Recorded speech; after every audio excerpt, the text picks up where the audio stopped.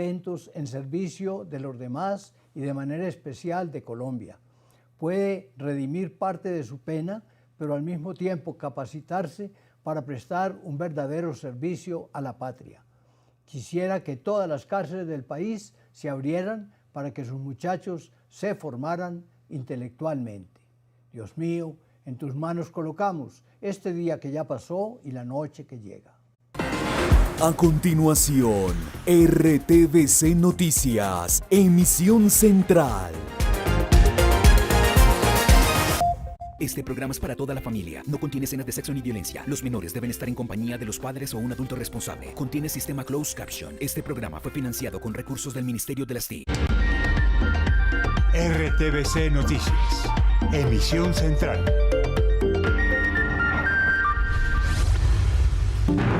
Encontraron muerta a María Paula Munévar, estudiante reportada desaparecida hace 7 días. Universidad Javeriana lo confirmó. Su cuerpo sin vida fue hallado en un terreno al nororiente de la universidad, que se encontraba cerrado por afectaciones causadas por las fuertes lluvias.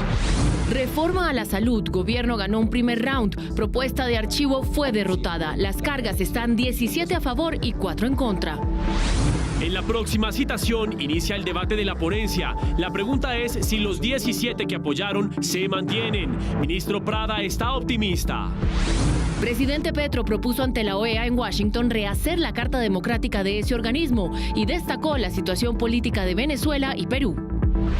Mañana la cita es en la Casa Blanca, donde el presidente Joe Biden recibe al mandatario de los colombianos. En minutos los detalles de este primer encuentro bilateral. Monitoreo del volcán Nevado del Ruiz. Servicio Geológico explicó los ruidos detectados en el cráter y algunas anomalías térmicas que refuerzan la alerta. Hablamos con un guardián silencioso del Nevado del Ruiz. Fernando Arias, operador de la antena de RTVC, vive a escasos 6 kilómetros del volcán. En las regiones, hombres armados secuestraron al conductor de un vehículo en el Catatumbo. Desmanteladas en Barranquilla 2 estructuras de extorsionistas al mando de alias Castor y Digno Palomino, que tenían intimidados a los comerciantes. ELN estaría detrás de los enfrentamientos durante un desalojo en Yondó, Antioquia. Autoridades analizan videos de los manifestantes manipulando explosivos. En Bogotá murió en medio de un atraco un presunto delincuente. La víctima al que le robaron su bicicleta le disparó y huyó. En Noticias del Mundo, incendio en un hospital de Pekín deja hasta el momento 29 personas muertas. Habría manos criminales detrás del hecho. Y en deportes, con la camiseta puesta, el alcalde de Medellín, Daniel Quintero, pidió a directivos de Nacional y Barra Los del Sur que bajen el tono y se sienten a dialogar. Y en oportunidades, ICETEX tiene cursos en Italia en turismo sostenible y desarrollo local. Y en cultura, desde la Feria Internacional del Libro de Bogotá, les contamos todo sobre la visita de la escritora nigeriana Chimamanda Ngozi Adichie. Buenas noches. Apareció el cuerpo sin vida de María Paula Munévar, estudiante de la Universidad Javeriana, reportada como desaparecida hace 7 días. La joven fue encontrada en inmediaciones del centro educativo en una zona al nororiente que estaba sellada por afectaciones causadas por las lluvias. Investigadores del CTI y de Medicina Legal a esta hora se encuentran en el lugar, allí en Bogotá, donde fue hallada, para esclarecer los hechos que rodearon su muerte. Desde RTVC Noticias nos solidarizamos con su familia y con sus amigos. Katy Sánchez, vamos con usted y con más detalles de lo que se sabe hasta el momento. Adelante con la información. Muy buenas noches a usted y a todos los televidentes. Hasta ahora nos encontramos a las afueras de la Universidad Javeriana, a pocos metros donde encontraron el cuerpo de la joven de 23 años, María Paula Munévar Olmos. Lo que han manifestado las autoridades es que las causas de muerte hasta el momento son materia de investigación. Lo que han manifestado también es que 7 días después pues encuentran a esta joven en una zona boscosa en la parte nororiental de la universidad. Según el comunicado de prensa que enviaron y dieron a conocer en redes sociales la Pontificia Universidad Javeriana, esta zona donde se halló a la joven había sido cerrada por temas de lluvias. Sin embargo, hace pocas horas salió, quiero que ustedes vean en este momento, pues no hay paso en esta parte de la universidad, y salió hace pocos minutos el carro de criminalística y de medicina legal. Sin embargo, es importante resaltar que el comunicado de prensa de la Universidad Javeriana dice lo siguiente: lamentamos profundamente la muerte de María Paula Munevar Olmos, estudiante de Ciencia de la Información, Bibliotecología y Archivística, quien fue hallada sin vida en la universidad. Sin embargo, también las autoridades han manifestado que será una ardua la investigación la que se hará después del hallazgo de esta joven. La alcaldesa de Bogotá, Claudia López, también dio condolencias a través de su cuenta de Twitter.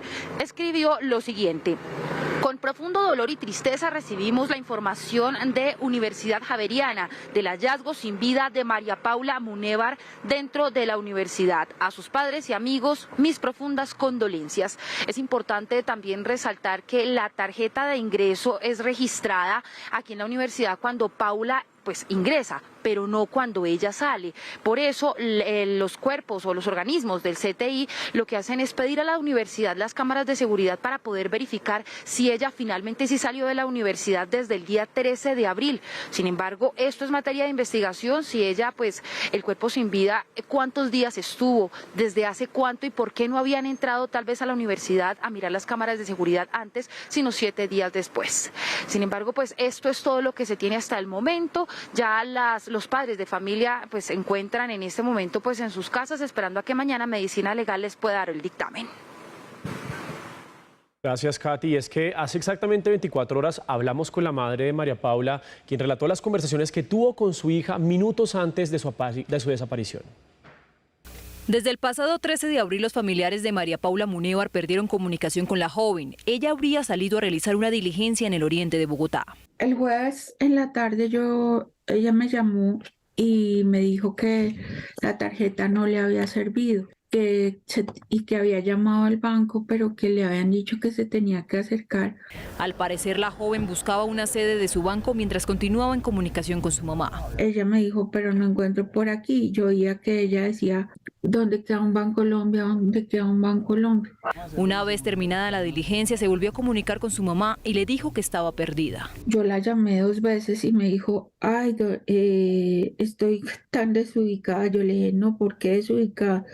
Tienes que devolverte por el mismo lugar. La última comunicación entre la mamá e hija fue cuando estaba llegando a la Universidad Javeriana. Tengo que colgar porque la llamada se cae. Durante la semana que duró desaparecida se conocieron varios rumores que decían haberla visto en otras zonas de la ciudad, hasta donde se trasladó la familia sin obtener respuesta. Luego que la Fiscalía duplicara sus labores de búsqueda, el cuerpo de María Paula fue encontrado cerca de donde tuvo la última comunicación con su mamá.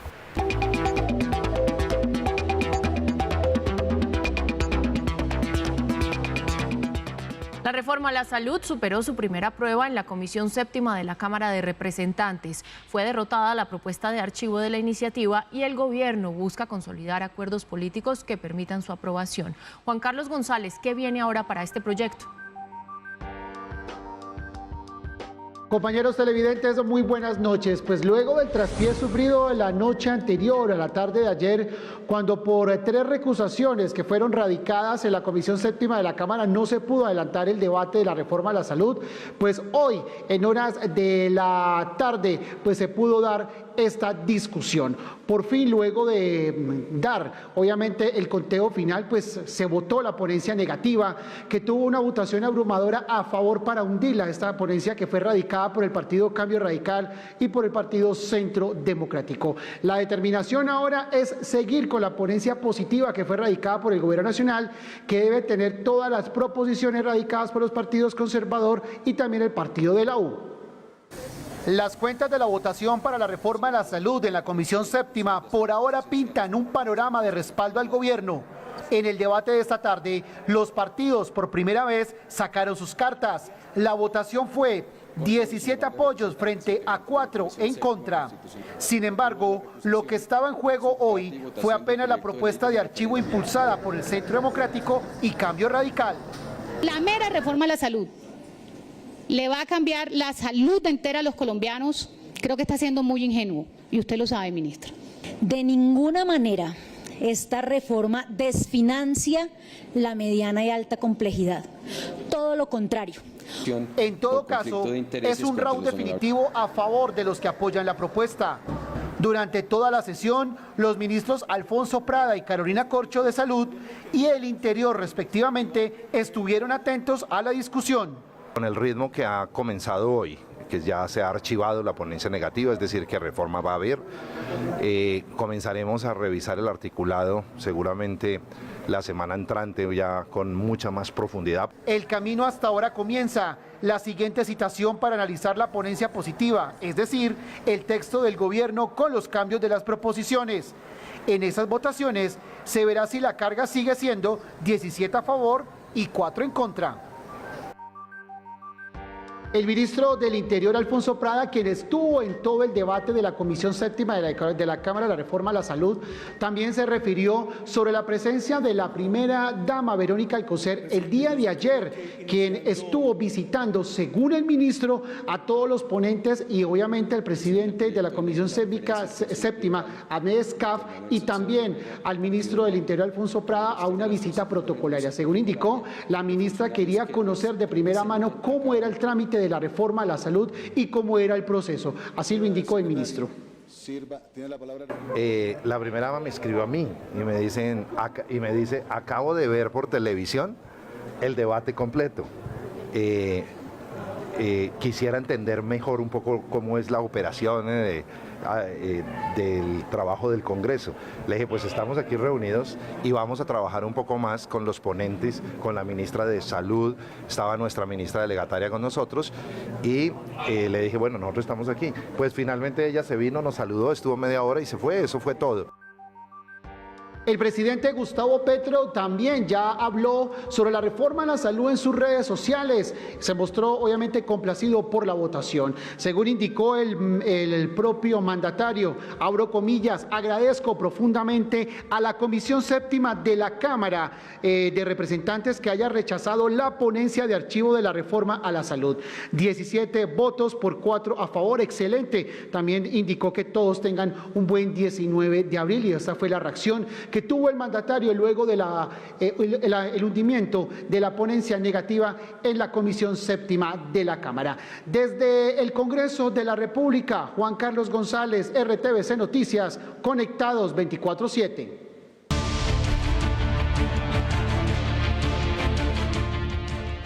Dentro de su agenda, el presidente de la República intervino en la Organización de Estados Americanos, donde propuso rehacer la Carta Democrática de este organismo multilateral y se refirió a la situación política de varios países. Luisa Barberi, ¿qué más dijo el mandatario? Daniela y televidentes, muy buenas noches. En la Sala de las Américas y ante 34 embajadores del mundo, el presidente Gustavo Petro puso como ejemplo la situación en Venezuela, Cuba y Perú y la importancia de que entren a este organismo. El mandatario aseguró que en varios países latinoamericanos se están violando los derechos políticos de los mandatarios. El mandatario colombiano pidió que se rehaga la Carta Democrática de la OEA para que se garanticen los derechos políticos de las personas elegidas por voto popular. Yo les propongo rehacer la Carta Democrática. Y en el camino de rehacer la Carta Democrática, arreglar nuestras cuentas. Indudablemente no solo yo fui víctima de una ruptura de esa carta cuando se me quitaron mis derechos políticos, que recuperé gracias a una sentencia.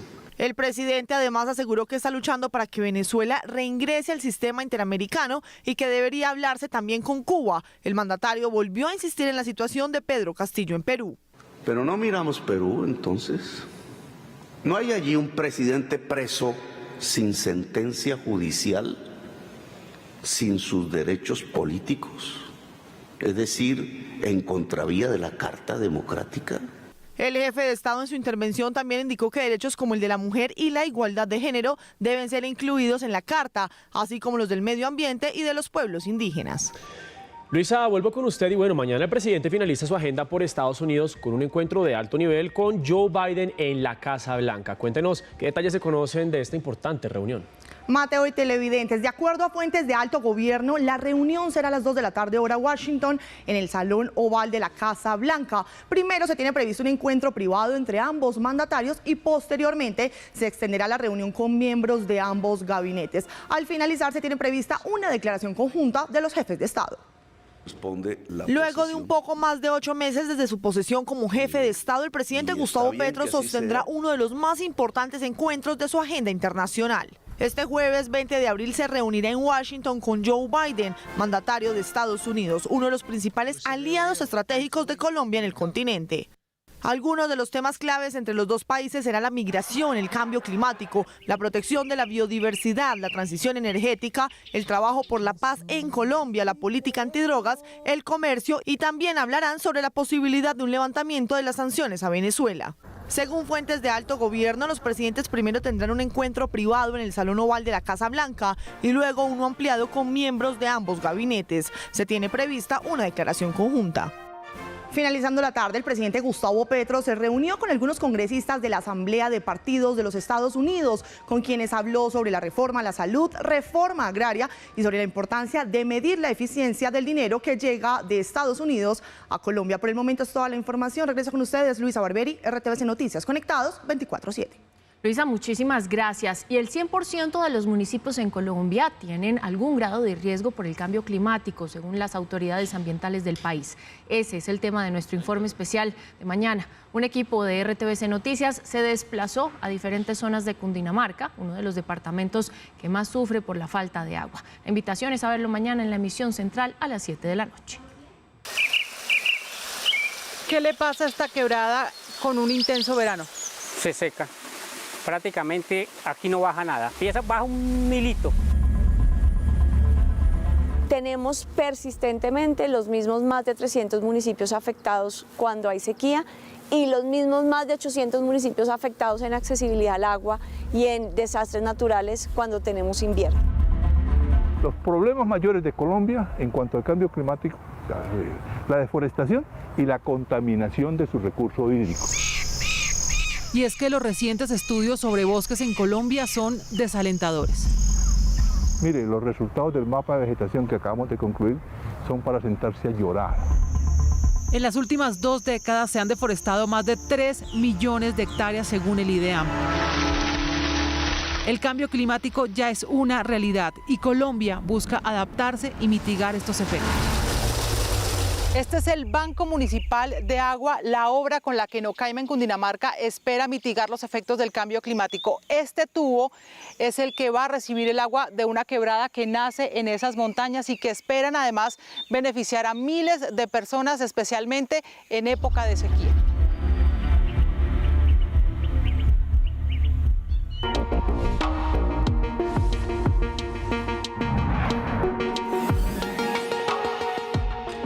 En RTVC continuamos haciendo seguimiento a la actividad volcánica del Nevado de Ruiz. Yuli Pulgarín, usted estuvo hablando con el Servicio Geológico Colombiano. ¿Qué le dijeron? Muy buenas noches. Mateo, televidentes, muy buenas noches. Según el Servicio Geológico Colombiano, aunque la actividad del volcán no ha registrado variaciones significativas, en las últimas horas se han detectado ruidos dentro del cráter y algunas anomalías térmicas al interior del volcán, por lo que las autoridades hicieron un llamado a no asumir como normal esta situación y, por el contrario, mantenerse alerta ante cualquier eventualidad. En las últimas horas, desde las plataformas de monitoreo satelital, el Servicio Geológico Colombiano detectó anomalías térmicas en el fondo del cráter, con valores muy cercanos a los observados en 2015, cuando ocurrió el proceso de salida de un domo de lava en el fondo del cráter Arenas. Entró otro nuevo magma de más abajo y está tratando de empujar este tapón que tiene aquí, que vale la pena decir que no está taponado 100% y por eso sale gas y ceniza. Adicional a esto, se han reportado ruidos que salen del cráter y que se escuchan desde las poblaciones aledañas al volcán. Cuando los fluidos al interior del volcán se están moviendo, como está más caliente el volcán, por ejemplo el agua empieza a ebullir. El instituto aclaró que lo que muestra esta foto publicada en redes sociales no es una grieta. Lo que pasa es que el volcán está compuesto de diferentes capas y la última que tiene es una lava, la última que se ve es una lava y debajo tiene otra. Entonces queda como superpuestas así. Pese a la resistencia de las poblaciones que están en riesgo, estas siguen siendo evacuadas paulatinamente, ya que las autoridades han advertido que la situación no es normal y hay que estar preparados para cualquier eventualidad. Uno de los operadores de antenas de RTVC vive a escasos 6 kilómetros del volcán Nevado del Ruiz y es quien monitorea los servicios de telecomunicación del sistema de medios públicos en las zonas de alto riesgo. Hablamos con él sobre su titánica labor para mantener informadas a las comunidades. Es una de las personas que más cerca vive al Nevado del Ruiz, 6.4 kilómetros en línea recta hacia el suroriente del volcán. Fernando Arias tiene 61 años y lleva 14 viviendo así, atravesado por la neblina entre montañas y cañones, como un guardián silencioso de una de las antenas de telecomunicaciones de RTBC, Sistema de Medios Públicos. Revisando todos los transmisores que hay en la estación, los transmisores de televisión, tanto análogos como los de TDT, y también el transmisor de la Radio Nacional. Es caldense, de los de acento marcado, con doble abrigo y nariz roja, sale a cada rato a monitorear el estado de la antena para garantizar que las personas en zonas de alto riesgo estén comunicadas e informadas. Para estar informando de todos los eventos que estén pasando y que puedan ocurrir. Su día comienza a las 5:50 de la mañana. Envía reportes fotográficos a RTBC Noticias para que podamos informar oportunamente sobre el estado del Nevado. Hasta último momento tenemos que estar pendientes de eso, de que la transmisión sea buena, y eso, y el ejército pues dispone acá de un carro, un camión, que en caso de que tengamos que evacuar. Aunque dice que está dispuesto a custodiar la antena hasta último momento, espera no tener que abandonar el que ha sido su hogar por 14 años. Autoridades investigan el secuestro del conductor de un bus de servicio público cerca de Teorama, en norte de Santander. La policía indicó que el vehículo fue detenido por sujetos armados que se llevaron a Andrés Pallares. Desde Convención, en norte de Santander, Kelly Joana Durán, periodista de la Radio Nacional de Colombia. Según las primeras versiones dadas por testigos, el vehículo perteneciente a la empresa Cotrasunido, que cubre las rutas entre los municipios de Ocaña y Teorama, en norte de Santander, fue abordado por hombres armados, quienes retuvieron al conductor, identificado como Andrés Pallares. Según el capitán Wilmer Velandia, comandante de la estación de policía del municipio de Ocaña, ya se están adelantando las investigaciones para dar con el paradero de este ciudadano. Por informaciones de la comunidad en el sector de Miracotes, municipio de Teorama, nos informan que sujetos desconocidos y armados le hacen el pare a un bus de Contrasunidos, y el cual bajan a su conductor y se los llevan. Desconocemos el motivo y tampoco el sitio donde lo pueden tener.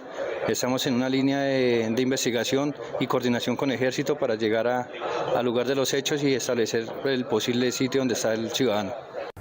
Este hecho se suma al de los tractocamiones secuestrados junto con sus conductores en zona rural del municipio de Tibú. Radio Nacional de Colombia y RTBC Noticias, conectados 24/7. Y fueron capturados 22 presuntos integrantes de las estructuras criminales Los Costeños y Los Pepes en Barranquilla. Más información desde la capital del Atlántico con Saini Agame. Saini, buenas noches, detalles. Hola, muy buenas noches. Al parecer, estas personas estarían relacionadas con las llamadas extorsivas a comerciantes del suroccidente de la ciudad de Barranquilla. Ahora deberán responder por los delitos de concierto para delinquir, tráfico de estupefacientes, porte ilegal de armas, homicidios, hurto, entre otros delitos. En 2 operativos de la policía fueron capturadas 22 personas de las estructuras criminales Los Costeños y Los Pepes, al mando de alias Castor y Digno Palomino, respectivamente. En estas megaoperaciones son capturadas 22 personas, 22 delincuentes que se dedicaban a los delitos de la extorsión, porte ilegal de armas de fuego y la distribución de estupefacientes. Estas estructuras tenían como modus operandi las llamadas extorsivas a comerciantes al suroccidente de la ciudad. Esperamos que con las pruebas sólidas que estamos presentando o que está presentando la policía, estos criminales sean imputados, sean encontrados culpables y ojalá pasen una buena temporada reflexionando tras las rejas. Los detenidos fueron presentados ante un juez y deberán responder por los delitos de concierto para delinquir, tráfico de estupefacientes, porte ilegal de armas, extorsiones, entre otros.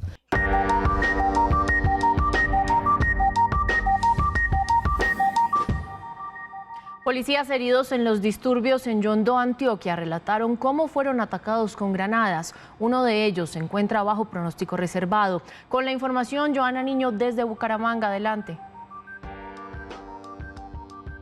Daniela, televidentes, muy buenas tardes. Andrés Camilo Ramírez hace 24 horas fue trasladado al Hospital Universitario de Santander, acá en Bucaramanga, por la gravedad de sus heridas. Está a la espera de una intervención quirúrgica.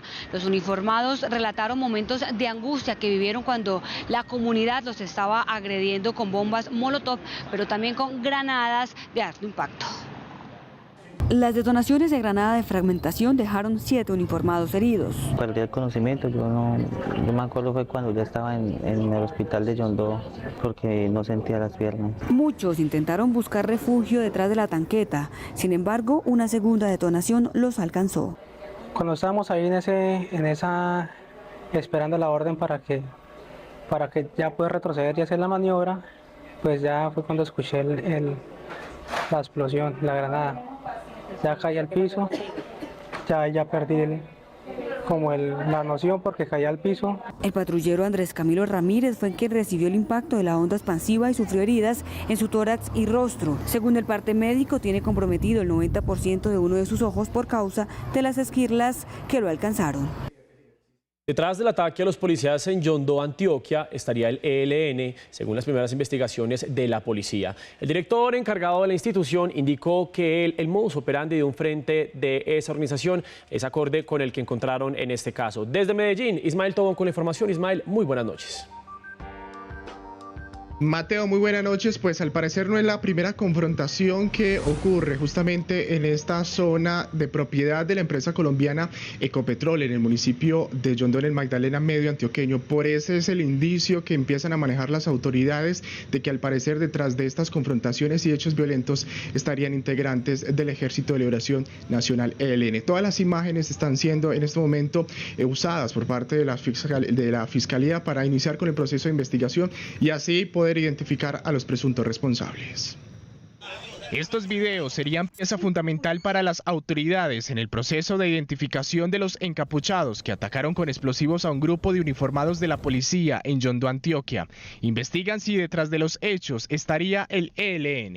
Este hecho, inicialmente y por el modus operandi y los antecedentes que tenemos, se le atribuye preliminarmente bajo los supuestos al ELN. Desde el pasado 16 de abril, Ecopetrol había informado sobre la invasión ilegal a un predio por parte de civiles, razón por la cual la fuerza pública se desplazó al lugar. Estamos en la investigación, ya se hizo un consejo de seguridad, ya hay una recompensa, pero ante todo le pedimos a la comunidad que nos ayude aportando la información en tiempo real, aportando información que nos ayude a agilizar los procesos investigativos frente a este hecho tan lamentable. El material grabado por las autoridades es objeto de análisis de la Fiscalía. Asimismo, hay una recompensa de 50 millones de pesos para quien brinde información que permita ubicar a los atacantes. Ismael, ¿qué dicen las autoridades sobre la mujer de la comunidad en Veracatío que fue encontrada sin vida en el barrio Niquitao de Medellín? Pues Daniela, justamente este hecho ha generado mucha consternación en la comunidad indígena en Veracatío de la capital antioqueña. Hasta el momento este hecho está siendo materia de investigación. Hay dos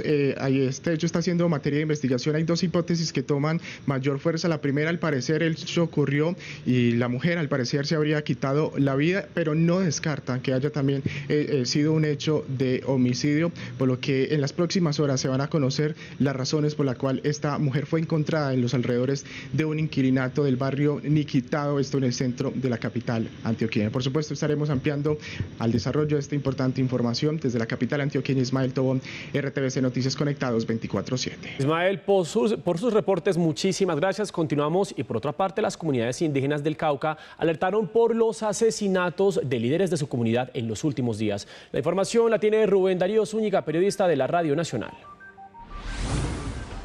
Hay preocupación en las comunidades indígenas del departamento del Cauca porque en los últimos 3 días un igual número de comuneros han sido asesinados, 2 integrantes de resguardos indígenas del oriente del Cauca y lo más grave aún, según han dicho las propias comunidades étnicas, el asesinato de un médico ancestral. Por eso están pidiendo garantías para poder vivir en los territorios. Lo cual pues genera mucha más preocupación porque hay una dinámica de querer desestabilizar y evitar la parte cultural también desde la medicina ancestral, que es como una parte de protección para las comunidades. Es una situación crítica que nos tiene que generar una fuerte atención hacia adentro para la protección de los sabedores, porque de algún modo los grupos armados saben que la parte de medicina ancestral es un tema de protección que se hace para las comunidades y los territorios. Las comunidades indígenas del occidente de Colombia, especialmente las de aquí, del departamento del Cauca se han declarado en asamblea permanente y esperan que esta ola de asesinatos se detenga, sobre todo ahora que se han explorado fases en materia de diálogos con grupos armados ilegales. Radio Nacional de Colombia y RTVC Noticias conectados 24/7. Las autoridades marítimas de La Guajira mantienen la búsqueda de un adulto desaparecido en alta mar. En las últimas horas encontraron sin vida a un menor de edad que lo acompañaba en labores de pesca. Más noticias en Panorama Nacional. Trabajadores del IMPEC en el Valle del Cauca pidieron protección al gobierno, explicaron que su trabajo es de alto riesgo. La petición se da luego de la desaparición de un funcionario de la entidad y de un ganadero en Jamundí. Se disparó la informalidad en Pasto, según el sindicato de vendedores de la capital nariñense, que atribuye el aumento al cierre de la vía panamericana que desplazó a los comerciantes que trabajaban sobre la vía hacia la zona urbana de la ciudad. Comunidades de Jurado Chocó protestan porque no han terminado el aeropuerto del sector. Denuncian que con esta obra están en juego más de 23.000 millones de pesos que podrían configurarse en un presunto detrimento patrimonial. Luego del choque de 3 tractomulas en la troncal del Caribe a la altura del municipio de Curumaní, en el Cesar, autoridades inspeccionan los posibles daños ambientales a los afluentes de la zona por derrame de combustible. En conjunto con la DIMAYOR, la Alcaldía Manizales sancionará a quienes protagonizaron desmanes en el Estadio Palo Grande el día de ayer. Con la información, Ana María Mesa, periodista de la Radio Nacional. Luego de los disturbios que se presentaron anoche en Manizales, después de que el equipo Once Caldas perdiera el partido que estaba disputando en contra del equipo Alianza Petrolera, las autoridades de Manizales trabajan con las cámaras del Estadio Palo Grande para identificar a aquellas personas que causaron los mayores daños y así, en conjunto con la DIMAYOR, establecer las acciones o sanciones que se considere pertinentes. Como secretaria de Gobierno, reprocho todo acto de vandalismo, de intolerancia en el Estadio Palo Grande y en las afueras de los mismos, porque no respetaron que habían menores de edad en otras tribunas, que el fútbol se tiene que vivir en paz, y estos hechos nosotros como policía y Secretaría de Gobierno con la Fiscalía los vamos a investigar para poder judicializar a aquellas personas que cometieron estos hechos y delitos. Los disturbios dejaron 28 personas lastimadas, entre ellas 20 personas de logística, 4 policías y 4 hinchas. Además, 13 menores de edad tuvieron que ser trasladados a un centro de protección. Todas estas personas están fuera de peligro. Radio Nacional de Colombia y RTVC Noticias, conectados 24/7.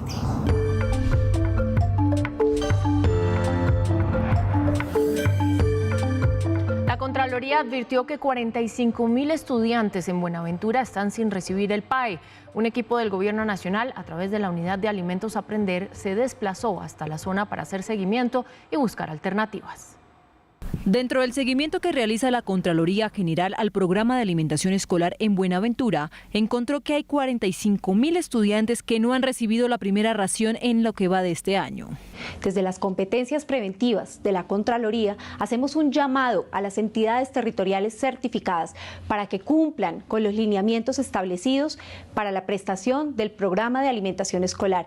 Ante la situación, el Gobierno Nacional confirmó que ya hay suscrito un contrato con un consejo comunitario para la compra de alimentos y contratación de recurso humano. Sin embargo, advirtieron que hay deficiencias. Una de ellas, las suscripciones de las pólizas que legalmente se exige la contratación pública. Desde el día de hoy, la Unidad de Alimentos para Aprender hará de nuevo presencia en Buenaventura. Además, el ente de control evidenció problemas de infraestructura en la institución educativa Simón Bolívar, techo en mal estado, baños inundados y malos olores que podrían generar enfermedades entre los estudiantes. Un presunto delincuente murió luego de robar una bicicleta en el noroccidente de Bogotá. La víctima, que iba armada, disparó contra esta persona. En este momento es buscada por las autoridades. Cámaras de vigilancia del barrio La Florida, noroccidente de la capital, captaron el momento en el que 4 hombres se le abalanzan a un ciclista en horas de la madrugada, le roban la bicicleta y en el momento que están huyendo, uno de los presuntos delincuentes es alcanzado por un disparo de un arma de fuego accionada por la víctima. Metros más adelante es encontrado por las autoridades sin vida. En ese momento se da la huida de los delincuentes con la bicicleta y asimismo la persona que fue víctima del hurto no ha sido posible su ubicación. Estamos a la espera de poder encontrarlo y poder poder o que haga presentación ante alguna unidad de policía para poder tener mayor claridad de los hechos que se están presentando. Fueron varios disparos los que los vecinos escucharon. 2 balas dañaron las ventanas de esta vivienda. Pues yo estaba durmiendo, pues el susto, mi reacción fue coger a la señora y tirarme al piso y protegerme. Apenas pasó todo, pues salir y mirar a ver qué era lo que había pasado. Este callejón y estos postes son utilizados por los delincuentes para esconderse y ubicar posteriormente a sus víctimas que transitan por esta ciclorruta. Los hurtos generalmente se registran en horas de la madrugada y la noche. Y afortunadamente se defendió. No es un aplauso. Lo que pasa es que la decisión es mal tomada, pero se defendió. Entonces, ¿qué decimos? Pues que hay que andar todos armados. Inseguro a las 5 de la mañana es mortal, a las 4 de la mañana es mortal. La víctima de hurto que disparó podría enfrentarse a los delitos de homicidio y porte de armas de fuego.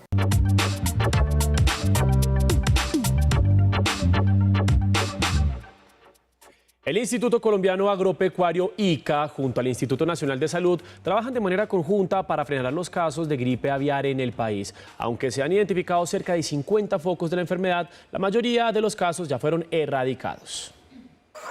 El Instituto Colombiano Agropecuario ICA identificó el primer foco de gripe aviar en octubre del año pasado en el municipio de Acandía, en Chocó.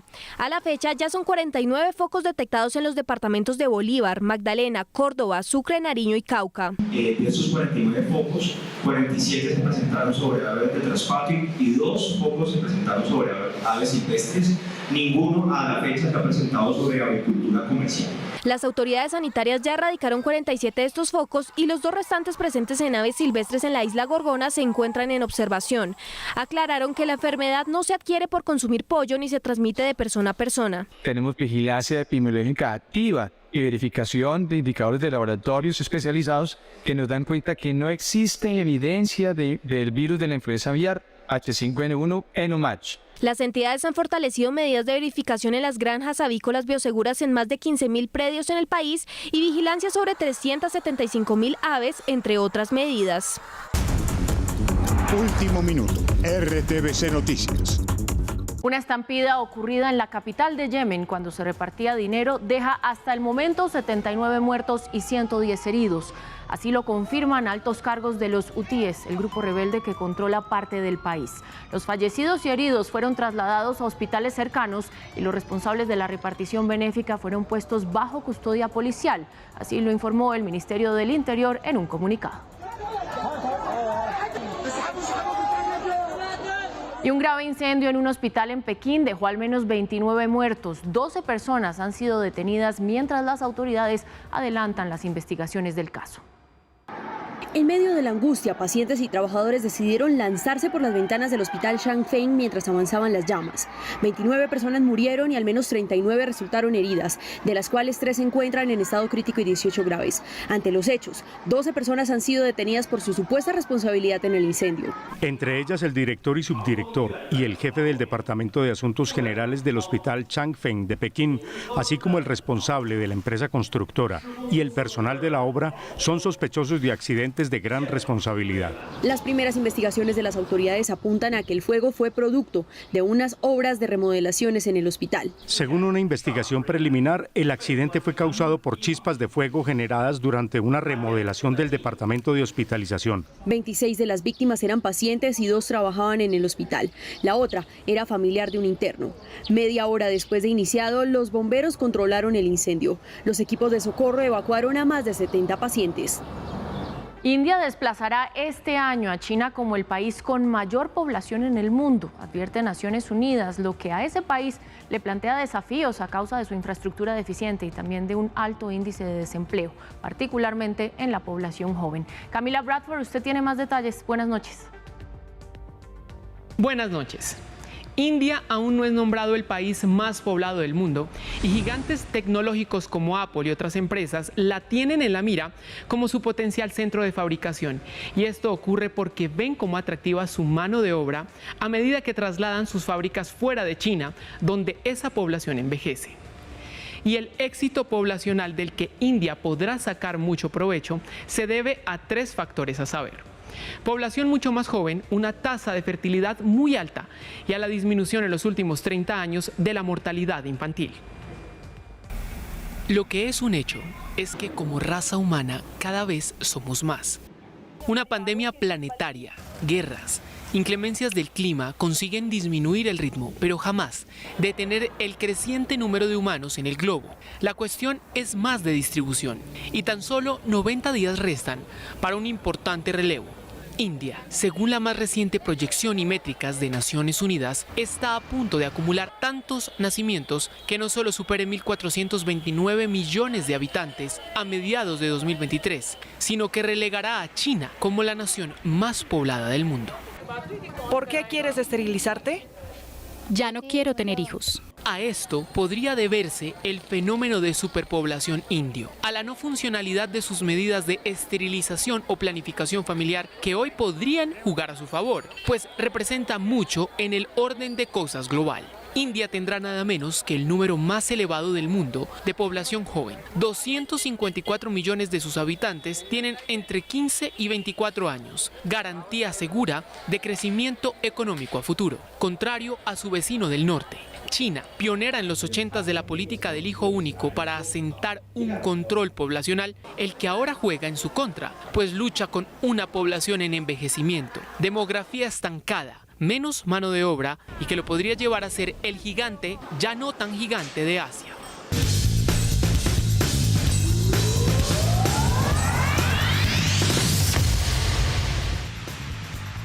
Muy buenas noches, bienvenidos a la información deportiva. Qué alegría, como siempre, saludarlos aquí desde la ciudad de Medellín. Tenemos noticias sobre el posible futuro de James Rodríguez y es que el Botafogo, equipo de primera división del fútbol de Brasil, hizo ya oficial una propuesta para poder hacerse a los servicios del jugador colombiano.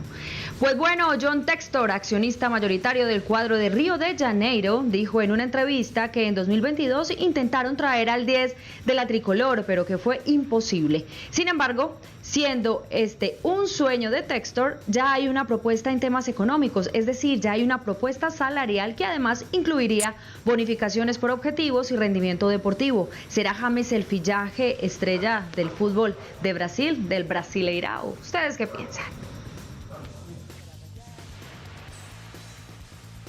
Y seguimos hablando de Atlético Nacional, de la polémica con los hinchas de la barra de los del sur, y es que hoy arribó a Bogotá, a Colombia, el alcalde de esta ciudad, Daniel Quintero, y en tono conciliador propuso y dijo que necesitan entonces tanto las directivas como los hinchas ponerse de acuerdo para llegar a un final feliz. El alcalde se puso la camiseta. Venimos a poner de acuerdo a las barras y a las directivas. Me pongo en esa tarea, en esa misión, me pongo la camisa para que vuelva el fútbol. Pidiendo además que las partes bajen el tono beligerante, sobre todo del lado de la dirigencia verdolaga. Yo pido a la organización Ardila Lule, con todo el respeto, que le pida a sus directivos que reconozcan la importancia y la necesidad de manejar un lenguaje asertivo con el equipo que tiene la barra más grande del país. Quintero condenó la ausencia de Atlético Nacional en la mesa de seguridad del pasado domingo e insiste en que la alcaldía no tiene un bando. No aceptamos de ninguna manera que la violencia sea utilizada como una estrategia ni de negociación, y tampoco aceptamos que las directivas falten a su responsabilidad. Pero sí seguirá trabajando de la mano con el barrismo. Hay un trabajo social, es un error tomar a las barras de entrada como terroristas. Y ante la posibilidad de incluir al gobernador de Antioquia, Aníbal Gaviria, en las mesas de negociación, esto respondió. El gobierno nacional, el Ministerio del Interior está ya listo y firme. Entre viernes o lunes habrá mesa de concertación en la alcaldía de Medellín, mientras que el cuadro verdolaga jugará el próximo domingo en Envigado con puertas abiertas para su hinchada.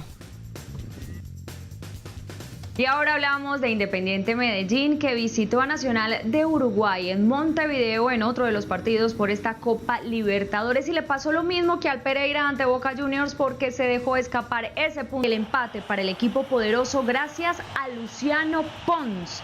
Minuto 79 de cabeza, una jugada interesante en donde miren este centro está en el área, un montón de pies que no se entiende bien qué fue lo que pasó allí, pedían mano, pedían fuera de lugar, pero el VAR dijo...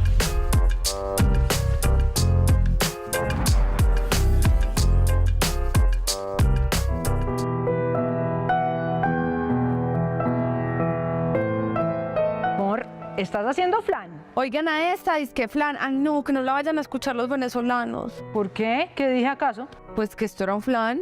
¿Y no es eso? No, amiga, tenemos que culturizarnos. Esto es un quesillo. Pero ¿cuál es la diferencia? Porque eso se ve igualito a un flan. Ay, ya me estás haciendo dar vergüenza. Pues la diferencia es que un flan es un flan y un quesillo es un quesillo.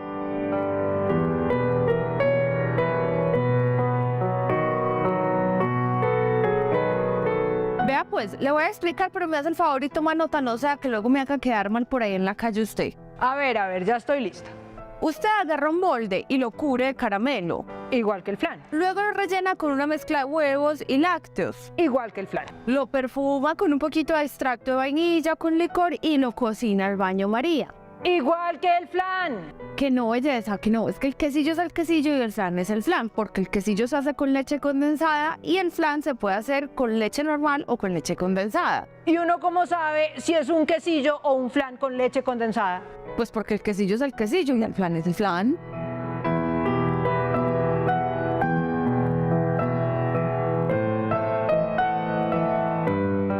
Amor, pero este quesillo me hizo pensar que usted nunca me ha dedicado una canción y yo sí se lo he pedido varias veces.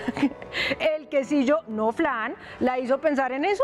Sí, belleza, porque usted sabe que mi cerebro funciona alrededor de la comida. Entonces, quesillo, Venezuela, Antonio Lauro. Y yo me pongo a pensar en que usted no me ha dedicado una canción. Antonio Lauro, el de los valses. Pues sí, mamita, porque es que a diferencia suya, don Antonio Lauro sí le hizo una canción a todo el que conocía. A la esposa, a los hijos, a las hijas, a los vecinos, a todo el mundo. Bueno, pero es que Lauro era un virtuoso. En Venezuela dicen que Antonio Lauro fue a la guitarra lo que Chopin fue al piano. Tanto así que en la Universidad de Estados Unidos, cuando alguien se presenta a estudiar guitarra clásica, le piden preparar un vals de Lauro. Oiga, ese señor, ¿cómo llegó a ser tan internacional? La verdad fue a raíz de una persecución política. En noviembre de 1948, un grupo de militares y políticos de derecha derrocaron a Rómulo Gallegos, que era el presidente y era de izquierda. Después de eso, se instauró la Junta Militar y todos los opositores se volvieron perseguidos. Entre esos estaba Antonio Lauro. Lo capturaron y lo obligaron a exiliarse. En ese exilio pasó por distintos países y fue así como la gente fue conociendo su música y él haciéndose internacional. Un berraquito ese don Antonio, pero venga, no me volate con cuentos la dedicatoria de la canción. Amor, pero es que una cosa es Lauro y otra cosa es Laura. Yo no tengo ese talento. Mientras tanto, le regaló este vals que le hizo Lauro a la mamá. Se llama Armida, igual que ella. Yo soy Laura Galindo M. Yo soy Carmen Mandinga. Y esto es Cantar con la boca llena.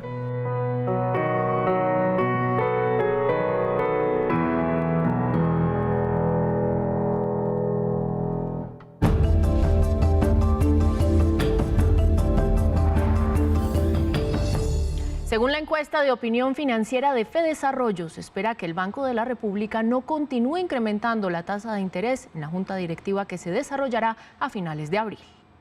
Los analistas esperan que la tasa de política monetaria se mantenga en 13% y cierre este año en 11%, es decir, una reducción de 2 puntos porcentuales. En materia de crecimiento económico, subió ligeramente la expectativa de crecimiento para el primer trimestre de este año, que estaba en el 2%, ahora la estiman en 2.1%. Adicionalmente, Fedesarrollo pronostica que la inflación para abril cederá levemente terreno y bajará al 12,96%. Aumentan las expectativas de inflación para el cierre de este año. Las expectativas estaban en el 9% y aumentaron al 9,12%. Sobre el comportamiento del dólar, proyectan que para abril se ubicará entre los 4.445 y 4.500 pesos y al finalizar el año llegaría a 4.690 pesos. En 4.532 pesos cerró el precio del dólar, lo que representa un aumento de 59 pesos. A $2.02 se cotizó la libra de café colombiano en la Bolsa de Valores de Nueva York. El precio interno de la carga bajó 15.000 pesos y llegó a 2.085.000 pesos. 2 billones de pesos invertirá el gobierno nacional en 2023 para la reactivación de la red férrea. La gobernación de Cundinamarca firmó un convenio por 24.000 millones de pesos para construir en Chipaque el frigorífico más grande del suroriente del país.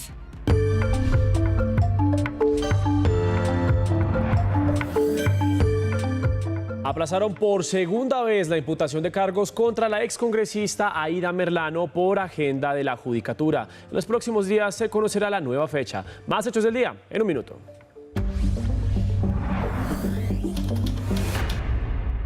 La Corte Suprema de Justicia se opuso a la creación de una Corte Agraria y Rural, considerando que es innecesaria y cuyas funciones ya ejerce y cumple la Sala de Casación Civil y Agraria del Máximo Tribunal. En la localidad de Usaquén, ubicada en el norte de Bogotá, fue capturado José Danilo Chavarro, de 48 años de edad, por dispararle a su expareja con arma de fuego. El hombre fue trasladado a la URI de Palo Quemao y la mujer fue trasladada a un centro médico. Capturan a una mujer en el sur de Bogotá. Le encontraron varias armas con las que habrían cometido varios delitos. El allanamiento se realizó en Ciudad Bolívar. Las autoridades encontraron 3 armas de fuego, 5 proveedores, 43 cartuchos para arma traumática, 36 cartuchos para revólver y prendas de uso privativo de la fuerza pública que serían alquilados a grupos sicariales del sur de la ciudad. 12 personas fueron capturadas por presuntamente pertenecer al grupo delincuencial La Firma, dedicado al homicidio y microtráfico de estupefacientes en el Valle del Cauca. Les incautaron celulares, armas traumáticas, 4 escopetas artesanales y 4 motocicletas. A partir de mañana se cerrarán 2 carriles de la Avenida Las Américas de Bogotá. Según la Secretaría Distrital de Movilidad, se avanza en las obras de la troncal de Transmilenio sobre la Avenida 68. Más información en Bogotá 24/7.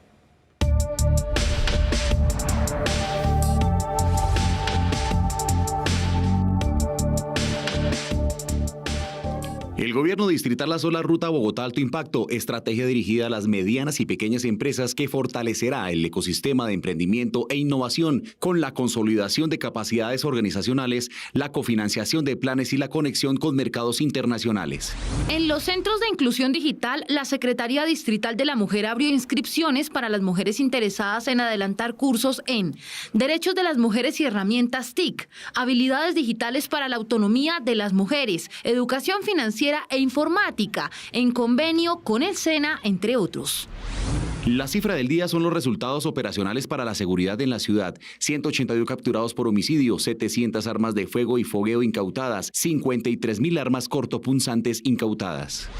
La voz del día es de la Policía de Tránsito de Cundinamarca, que invita a todos los actores viales a respetar la fauna silvestre que se cruza por las vías, como estos patos que se cruzaron la vía Bogotá-Girardot. A diario se enfrentan al riesgo atravesando las vías ocasionalmente. Es importante no solo respetar las normas y señales de tránsito, sino también no exceder los límites de velocidad.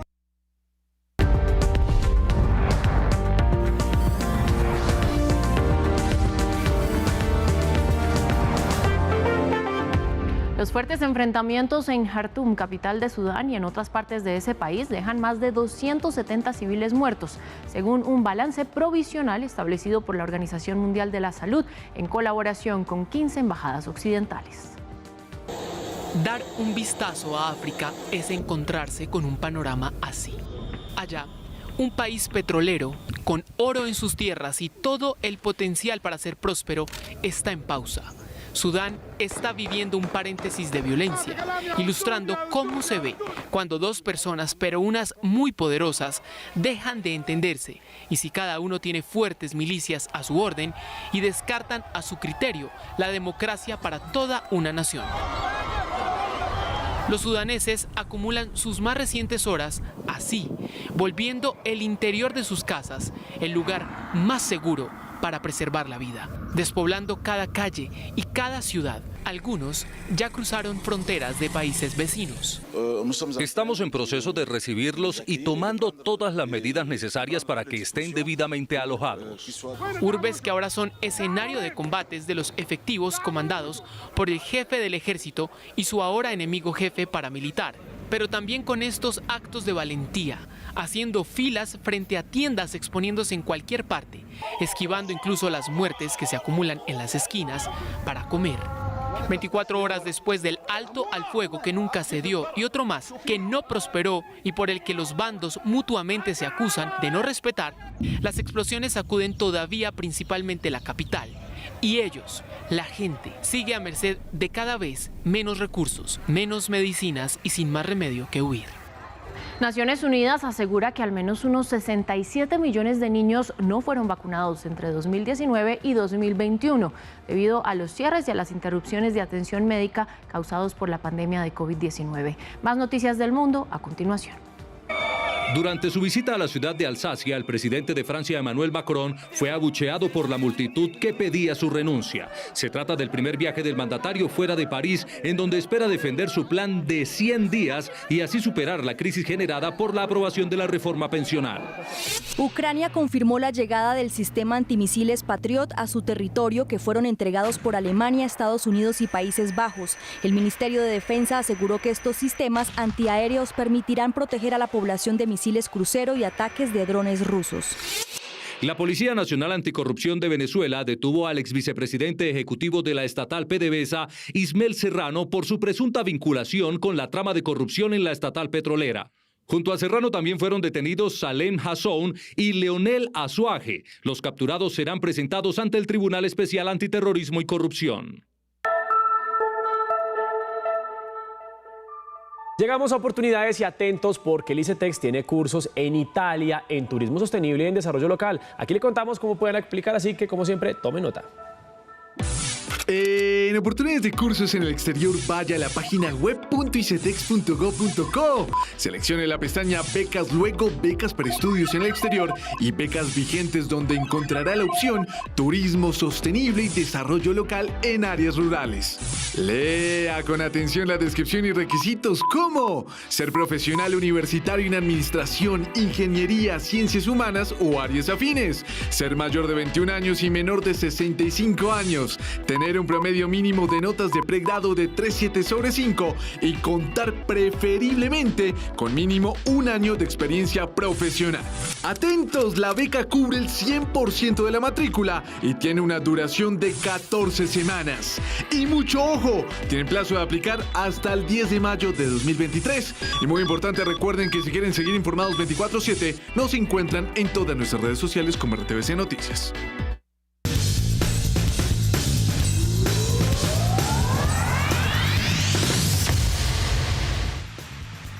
Y seguimos con más deportes porque ya hay más clasificados a las semifinales de la Champions League. Y yo sé, ustedes se lo están preguntando, ¿el Manchester City clasificó? Claro que sí, clasificó, es uno de los semifinalistas, pero es Paula Fresneda quien nos trae todos los goles y nos cuenta quiénes son finalmente los que se clasifican a la siguiente ronda. La paridad al 86, Antonio Silva otra vez de cabeza puso el 3-2. Y Petar Musa al 90+5 empató 3-3, pero no bastó porque Inter selló con un global de 5-3 su paso a semifinales. Y al 83 de penal, Joshua Kimmich empató, puso el 1-1, pero el City de Guardiola clasificó con un 4-1 global. Los partidos de semifinales se jugarán en la segunda y tercera semana de mayo. Real Madrid enfrenta al Manchester City y habrá derbi de la Madonina después de 20 años.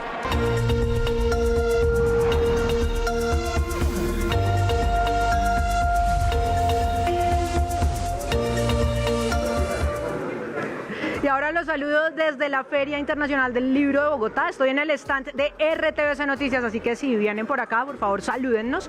Hoy estuvo la escritora nigeriana Chimamanda Ngozi Adichie, que hace libros de ficción y que además hace libros en los que plantea sus ideas sobre el feminismo y el racismo. Ella estuvo conversando con Claudia Morales, que es la directora de la Feria del Libro de Pereira, y la conversación, además de muy interesante, estuvo muy entretenida. Miren ustedes cómo comenzó. Claudia le dice, hablemos de su libro, El peligro de una sola historia. ¿Cuál es el peligro de una sola historia? Y Chimamanda le responde lo siguiente, yo creo que eso está en el libro. Miren ustedes ese momento. Las consecuencias de una historia única. Yo creo que está en el libro. Ese libro nació de una invitación que le hicieron a Chimamanda a hacer una charla TED sobre cómo era Nigeria, porque para ese entonces en Nigeria estaban haciendo ayudas humanitarias, construyendo puentes, y ella dijo, bueno, yo no sé qué decir de eso porque yo no hago nada de eso, pero les voy a contar mi historia de Nigeria. Y es ahí donde ella dice, todas las historias tienen varios lados y es muy peligroso quedarse con uno solo. Miren ustedes lo que ella asegura sobre cuál es el peligro de una sola historia. No puedes pensar en alguien de una única manera, eso trae consecuencias para ambos, no solo para el sujeto. A ti te impide tener empatía porque lo estás viendo de una manera muy sesgada. Luego llegó el momento de hablar de feminismo, sobre todo del libro Todos deberíamos ser feministas. Y Claudia le dice, alguna vez en Nigeria un periodista le dijo a usted no debería llamarse feminista porque las feministas son mujeres que están muy tristes porque no han podido encontrar marido. Y Chimamanda respondió en ese momento en Nigeria, pues bueno, entonces no voy a decir que soy feminista, voy a decir que soy una mujer que cree en la igualdad nigeriana, feliz, a la que le gusta el labial y los tacones. Después de eso, Claudia le hizo otra pregunta. Chimamanda se quedó pensando y dice, yo la verdad prefiero que sigamos hablando de tacones. Miren ustedes. Actually, I just want to talk about high heels. La verdad, prefiero hablar de tacones. Los tuyos son muy bonitos, Claudia. Yeah, mine. Y después de ese grato momento, sí dio toda la explicación sobre cómo cuando un movimiento nace, un movimiento como el feminismo, comienza a surgir, tiene que enfrentarse a unas estructuras ya preestablecidas, que son que las mujeres deben verse bellas, maquilladas, en tacones, porque deben agradarle a los hombres, ¿no? Y dice ella, ya hemos avanzado bastante en cuestión de feminismo, así que ya no tenemos que ser tan psicorrígidos y tan verticales con ese tipo de apreciaciones, ya podemos entender que la belleza de la mujer es primero para la mujer y luego para el resto del mundo. Miren ustedes ese momento. He escuchado gente que dice, si usas maquillaje no eres feminista. Y esta premisa es ilógica, porque es todo menos feminista. En el feminismo se asume que la mujer hace todo para ella misma y no para un hombre. Y con la voz de Chimamanda Ngozi Adichie llegamos al final de esta emisión de RTVC Noticias, conectados 24/7. Los esperamos mañana. Gracias, Laura. Y por favor, invitadísimos, queridos televidentes, a citar el stand de RTVC Noticias y de RTVC Sistema de Medios Públicos ahí en Corferias, en la Feria del Libro, para que se tomen fotos con el Frailejón, con Laura Galindo, mejor dicho. Con Laura, y para que vean un poco de cómo funciona nuestro sistema informativo. Ustedes, muchísimas gracias por acompañarnos. Nos vemos mañana. Chao, chao.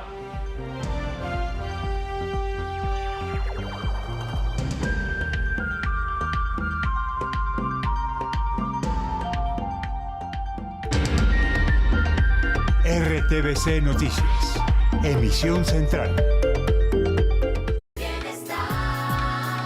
Me conoces, mírame bien si sabes de mi padre, mi madre o mis abuelos.